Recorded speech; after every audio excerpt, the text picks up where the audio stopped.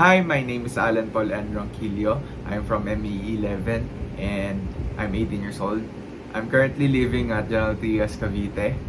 Um, I love sports like basketball, volleyball, and table tennis. So basically, I'm a sporty person. Yeah. And then, mahilig din ako maglaro ng mga online games like Valorant, Mobile Legends, and CODM. So, yun. Mahilig din ako sa anime, kung makikita nyo sa background ko.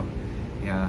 Sa ngayon, pinapanood ko ay One Piece, episode 143 out of 1,000 episodes. Yeah. So, yun, I'm an extrovert person. Yeah.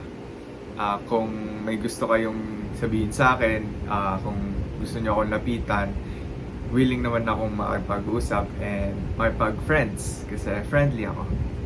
Yun lang.